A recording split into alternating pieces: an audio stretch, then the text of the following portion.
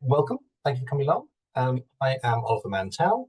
I'm Director of Evidence here at the Audience Agency, and for audio description purposes, I'm a white male with blonde hair, looking very bleached by the sunlight in front of me, but I'm wearing a black t-shirt, a hazy background, and I'm joined by my colleague Megan.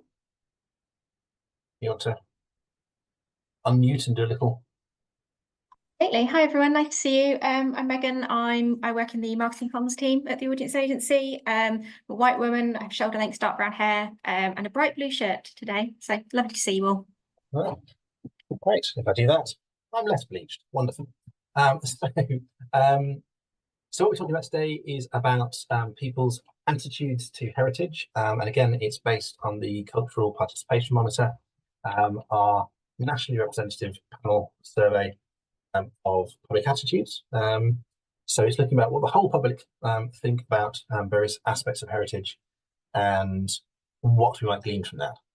Now, we're sort of coming off the back of recently having published a report that got a certain amount of write-up in the national press, in which, amongst another range of other things, I were accused of being woke, of being somehow also reactionary, also Stalinist, also not Stalinist enough, and all sorts of other things in between.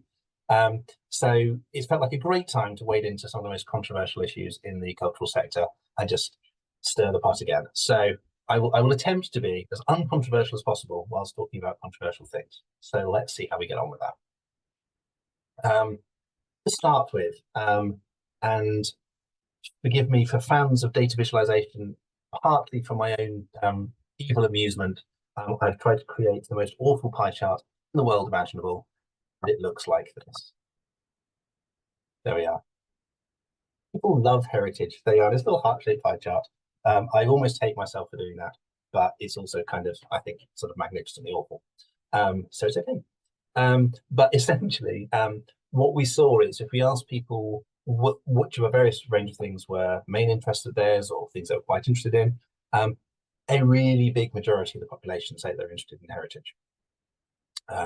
So that's kind of useful as a starting point. So most people like heritage. If we look at actually engagement and behaviours, most people go to heritage, they do heritage things.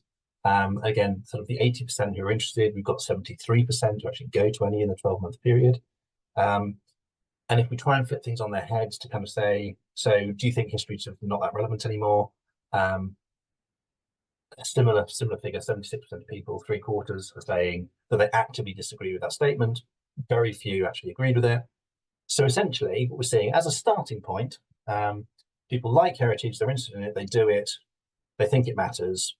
And I think that's quite a good place to start because it means that those of us working with museums and heritage, etc., can start from a place of a fair amount of confidence that people are basically interested in the core product.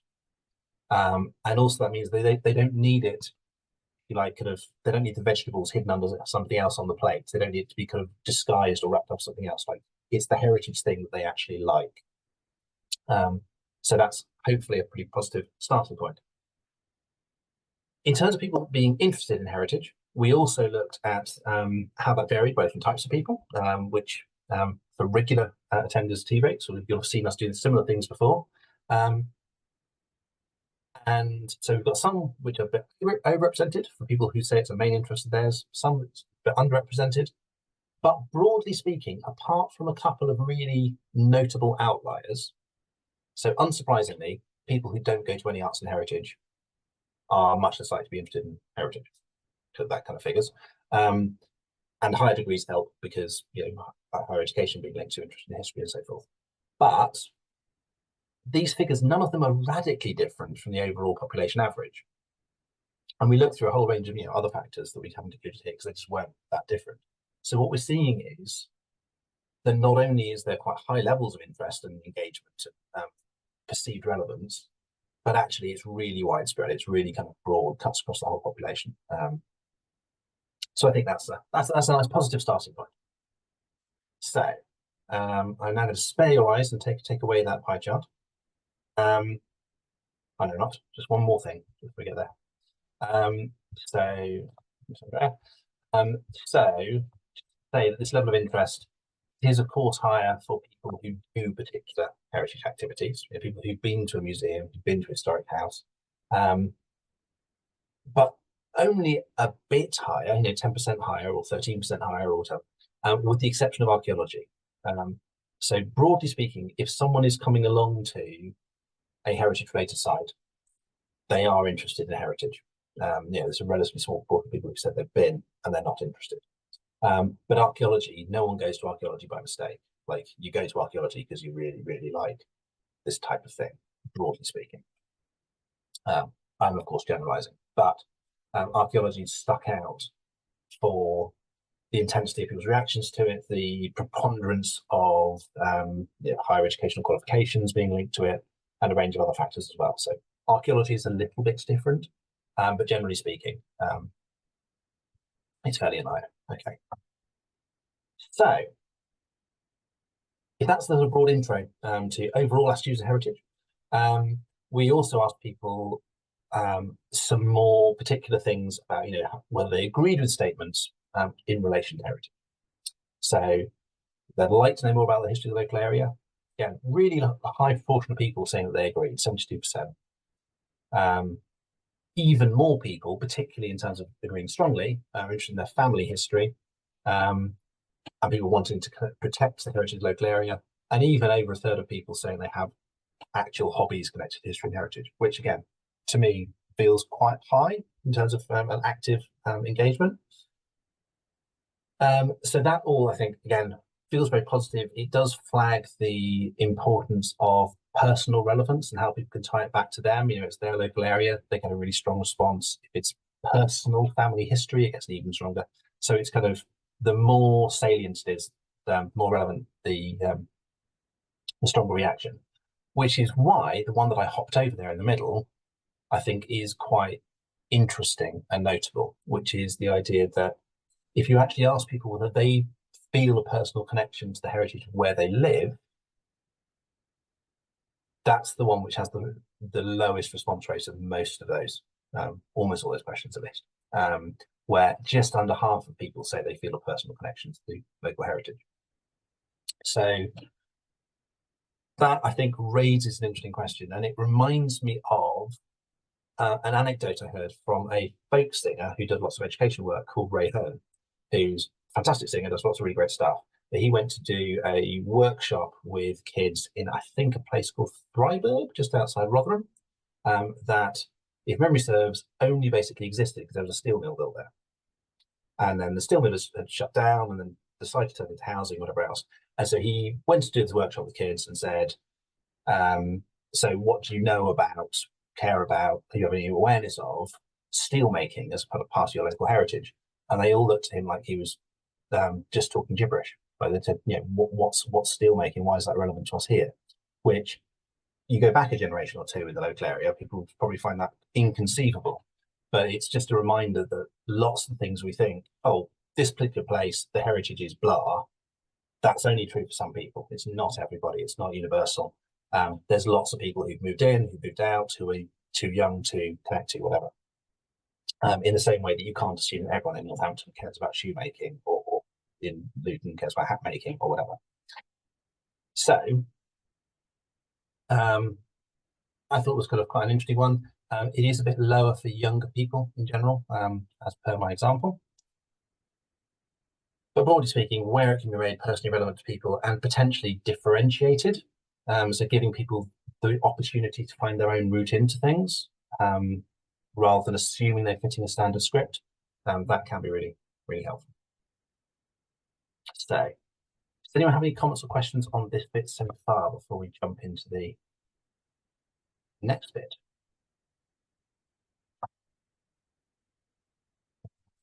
And Megan, do keep an eye on the chat, just flag if you see anything.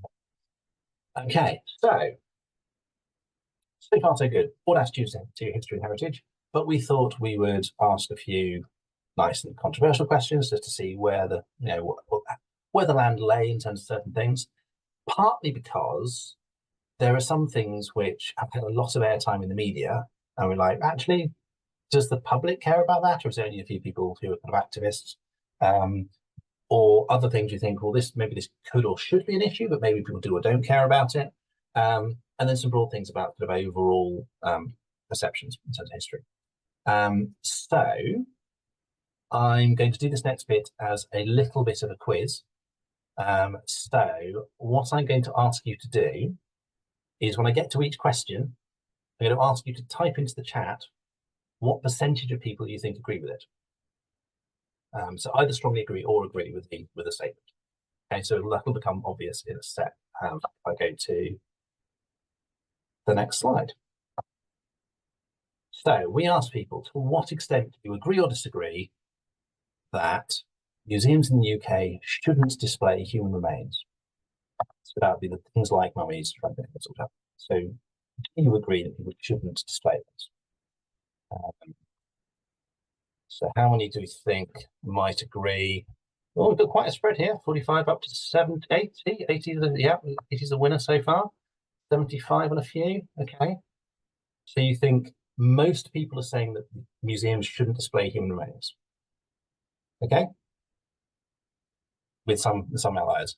That's probably what I would think, but it isn't what the public think. Most of the public are really quite okay with the idea of there being mummies and other things on display. Don't really flag it as an issue. Really small proportions, and that's small pretty much across the board. There's no particular strong variation of that. Of the 81%, unlike lots of the other questions, the proportion of people that don't agree, most of those are saying they actively disagree. So there is, if you like, the response is effectively, what are you talking about? Of course it's fine, as opposed to, I don't know. So if that's that one, let's try question number 2. Do you think people think museums should celebrate British history but not criticise it? So celebrate, not criticise. There's a portion that would agree with that statement. And again, we've got a pretty wide spread. So skewing on the higher side, so quite a lot of people thinking, oh, maybe it's most people. And you would be broadly right, that getting on for 2/3 population are saying that's what they expect from museums, which I fear it's going to be depressing. Yes, interesting. Yes, there's nothing like actually looking at the Great British Public to go get depressed. But yes, we will see. So the British Empire is something that British people should be proud of. We have a similar kind of answer. Do we have a different answer? Higher, lower? 20%. Okay, that's quite the range. 25%. 6. Ooh. Okay, so a really broad range. You see, I think this is really interesting. You like 20%, 70%. That's a huge margin. And I think it's really hard to pick where people would sit on this one. But if I can find my mouse, there we are, 60%. So I think someone actually might have been bang on there just a second ago. Yeah, Becky Peters, there we are, if that was you just now. That's quite high, the thought. There we are. It is what it is. That's what people are saying. So at the risk of depressing Helen any further, what proportion of people do you think that the UK should return objects where they came from if they're originally taken by force or stolen? You didn't realise you were signing up for a quiz, did you? So 12%, that's our lowest yet, I think. Yeah, some quite low, but some pretty bullish. So they see everyone's been trained into having very low expectations of the British public. If that's not a prejudicial way of putting it, maybe it's high expectations. So much higher than I think I expected. I think than anybody expected in the chat. So 55% of people agreeing. Now, clearly, this is a question where in any individual instance, and we deliberately didn't name any particular instance, there'll be a whole load of factors going on about particular places, heritage, exactly how an object was acquired, where it is, how it's looked after, what might happen to it, all of those things. So it's obviously much more nuanced than a simple one question could answer, but that's why we deliberately kept it quite top level. And I was surprised that that's pretty broad support for the idea that if you shouldn't have it, you shouldn't have it, if you like. So I thought that was quite striking. What about this next one? So we're getting on to, is it because most people think objects were not stolen? Quite possibly. It could be, and it could be the messaging around whether something was stolen or not might be the thing that affects people's perceptions. So yes, the next one. Should heritage sites tell visitors about connections to the slave trade if they have them? So some places, like for example, Harwood House or Hayward House, and depending how you want to pronounce it, are really, really clear up front and outspoken about this. Maybe some other places are less so. But actually, okay, we're pretty confident that people want this information to be shared. That's really interesting. I think I would have assumed it was lower, but your judgment is right. So it is about 70% of people. So again, I think that's really interesting because we have lots of talk about the apparent controversy around the idea of talking about links to slave trade. And I think the National Trust particularly has faced a lot of kind of campaigning and discussion about whether it's okay to do this. And it sounds like the British public are pretty okay with it. Okay. So finally, what do we think about whether people agree or disagree? It's wrong to take down statues of historical figures, even if we now disagree with that person's values or actions. So what proportion of people do you think agree that it's wrong to take them down?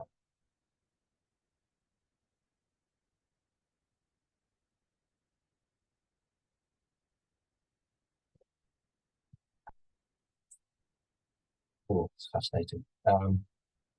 I like that Chris has joined in as well. Thanks, Chris. I promise I haven't shown him the slides. So still, it's a really big range. Interestingly,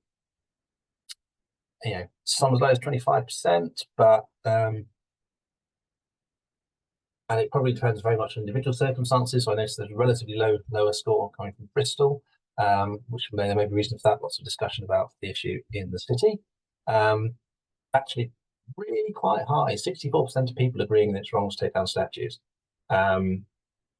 which shocked me. I think that's higher than most people have said, with one exception, I think. No, maybe no, 2, 3. So what partly think that exercise of finding guess what the answer is before we come to it is quite interesting because it shows how hard it is to pin where the public might be on something. And the thing that I got to when I was sort of wrestling with this, trying to work out what's the pattern behind these answers, or how would I guess these answers and be sort of more or less confident of what people were thinking, is if you look at what mainstream politicians say about certain issues, like they're never critical about the British Empire. They never kind of get into any of that question. There are mainstream politicians who are prepared to talk about things like, George Osborne talking about repatriating the Parthenon marbles, and so forth. So, but where the Colston statue was taken down, I was personally a bit surprised how reluctant politicians were to speak out on it. But you can see that actually maybe they're better in tune with the public than I am, which wouldn't be surprising. It is, is their job to know how to, push these buttons or not. There we are. So, broadly speaking, I think what we're seeing is people being happy with the idea of doing some things differently and making amends to some things and correcting some things, but not wanting to disrupt a sense of existing identity and or location, environment, etc. That will be my kind of overall reading. Obviously, other interpretations are available. And I'd be quite interested in your thoughts. Chat about it. But this is just to show that most of the people that say they agreed were in the middle. They weren't saying they disagreed, with the exception of the top one. And we did see some difference in how people responded to these questions, perhaps unsurprisingly, split along demographic lines. But it's worth saying that the overall answer for all of these questions were pretty much the same for all demographic groups, with one or two outliers, but really very, very, very little difference. So, for example, the question about British history, there was a lower tendency to agree amongst Black, Asian, mixed and other ethnicity respondents. And we haven't got a sample big enough to get super detailed in the differences between those groups, but essentially it was just a bit lower, but it's still a clear majority. It's also notably lower amongst younger people. So 16-24s, almost half the proportion agree as over 65s. So I think that's kind of interesting, and might be relevant to some organisations when you think about which audience you're primarily catering for. British Empire, for probably a range of very obvious and good reasons, Asian respondents were more likely to be cautious about agreeing with that. These are something we should be proud of. But again, big age split between the youngest and oldest groups. Something similar going on in terms of repatriation. Something similar again in terms of connections to the slave trade, and statues, again, really big split. Almost all of the, well, it's almost all, 80%, 4 and 5 of the oldest group saying that they were against female statues.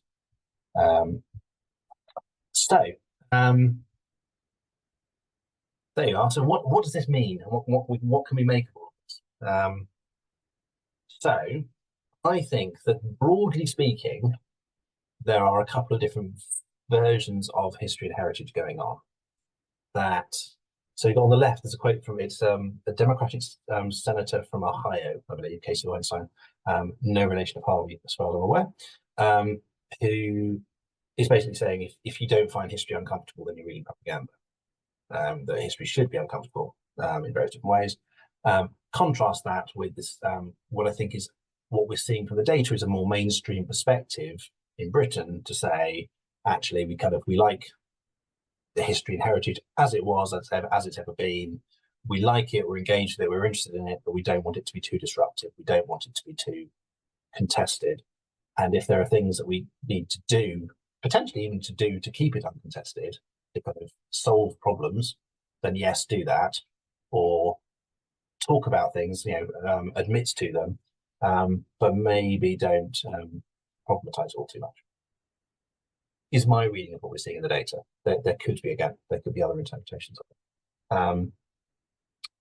That doesn't necessarily mean that the response of cultural organizations should be to say, okay, we're going to have to, Disneyfy everything and make sure there's no kind of friction, tension, whatever, in what's going on. But it does flag the key challenge, I think, that lots of heritage organizations are playing a sort of a dual role as kind of education and entertainment and sort of social mission, and also, kind of other forms of engagement, and that some of these may be in conflict, or it's important to know where people are coming from. So if you're going to try and have a particular conversation, you start where they are, not where you think they ought to be or you think they already might be. Because you may need to take them on a journey to get them to the point of going, oh, actually, yes, it's okay to be critical about X, Y, and Z. But if you just start off with that as an opening statement, you may just put them off or rebuff them. So that would be my interpretation of what it might mean in terms of implications. So people like heritage, they're really, engaged. It's fine to front up heritage as the core thing that people are actually engaging with, but personal local relevance, really important. Maybe certain actions are more easily engaged with than criticality. I think it's tricky because I think a lot of the people who work in the sector probably fit the profile of the people who are most likely to like that mode of engaging with history and heritage. And indeed, there is a lot to be said for that as a viewpoint in its own right, but just be aware of how that may then sit with certain audiences. Some areas there's more likely to be pushback than others. So it looks like there's less pushback on things like repatriation and transparency around slavery than maybe we've been led to believe by certain people. But there may be a little bit more in certain other areas. There are differences, but the overall message is fairly consistent. And family, which I hadn't mentioned earlier, but we saw higher responses for people who had children for being interested in local history, being interested in family history, and also feeling a sense of belonging in the with the heritage of the local area. So it feels like, you know, family might be a mechanism for deepening engagement with heritage. That's not just using heritage sites as a kind of leisure option for the kids. There was actually a genuine heritage kind of angle to that, which is sort of, I think, useful not to overlook. So just before I hand over to Megan, to say, we can, of course, help navigate some of these tricky waters in terms of looking at community consultation, doing research with groups. You know, if you have redisplays or messaging or kind of trying out, we can do research around that, evaluate particular programs of activities or particular groups, or indeed to help you with data about audiences and the population in particular areas. So there we are. That's the advert. So if you're interested in any of those, speak to Megan probably, possibly Chris as well, maybe even me, but you'll get a better answer from both of them. I'll hand over to Megan for any thoughts and reflections. But then if anyone else wants to share their thoughts and reflections, please do as well, either through the chat or speaking up. Thanks, Ollie. Cool, there's a lot there, isn't there? I've got 6 or 7 post-it notes scribbled down in front of me that I just was noting as we were talking to it. So there's a lot. It's a lot to get into and a quick whip through. Some really big ideas there. I guess my background is very much in sort of marketing, comms, audience development, and I know we've got plenty of people here who are from similar backgrounds. So I'm just in my thinking about it, thinking how would, you know, having sat in a session like this or looked at this research, how would I be looking to apply that kind of practically in the context of working in a heritage organisation? And I'm sure you've got some really big conversations going on internally already about these issues and this stuff that's coming up. It feels like it's very you know, very, very pertinent at the moment. But one thing I think is there's a positive there, isn't there, that people are still really, just that came out right at the beginning of the session, people are really, really interested and keen and want to come and explore particularly their local heritage offer, despite all the controversy feels a strong word, but sort of media attention on these issues. There is still at the heart a real kind of love and interest in kind of what you've got to offer, and that's a good thing and something we should, you know, continue to be playing up. I think I'd want to be really thinking about what that means in my own context of my own organisation, particularly given where Ollie pulled out the differences in the way in people's attitudes based on, for example, age or ethnicity. You know, thinking about where you are and your visitors and your visitor profile, that may affect the kind of general attitude there. If you are predominantly attracting, for example, a younger audience, they're going to have some slightly different feelings on these things to the older crowd, and how would you address that? I think that'd be really important. I'd want to maybe talk to my visitors in a quite thoughtful way, perhaps a focus group or a survey that kind of digs into this and put the two sets of research together a little bit to build up a picture of what's going on for me and my organisation, I suppose, and what do my visitors really feel about this versus what the kind of national context is. What else? I think something coming out really strong is that language feels like it really matters to people, as does testing our assumptions on things. Before we started this session, Ollie made me do the quiz as well. I got a little preview of it, and it did challenge me. It challenged me to think about, gosh, what do those words mean? What do I feel about a thing?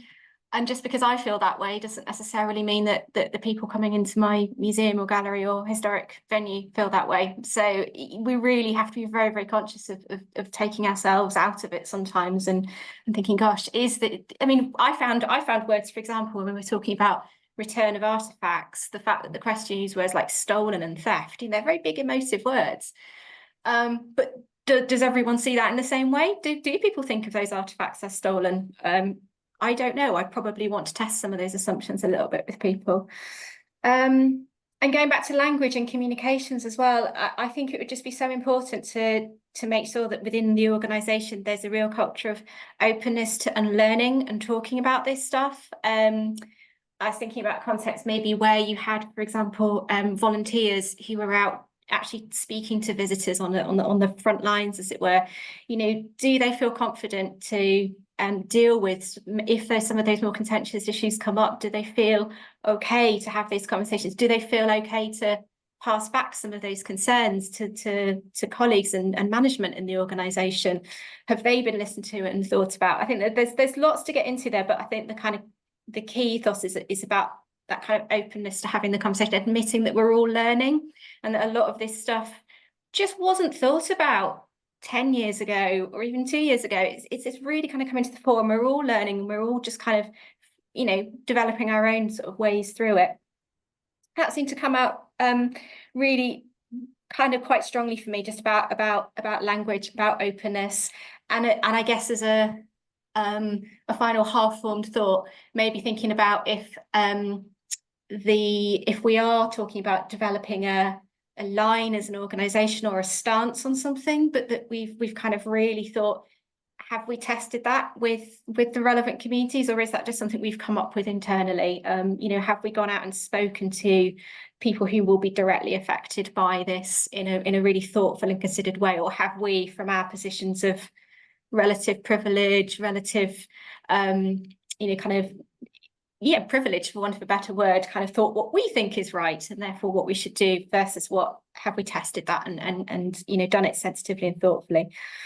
So yeah, I'm looking through. I mean, it's fascinating stuff. I'm sort of slightly glad that I don't have to tackle this stuff in my day-to-day work, and I really applaud everyone that's really getting into it. I think it's really important and really vital work. But yeah, if I take anything from it, I think it's just to be really mindful of your own prejudices and your own bias and your own assumptions about things, and that may or may not correlate with what people out there are thinking. So yeah, love to hear any thoughts or opinions from anybody else in the room, for sure. What I might do is stop sharing so we can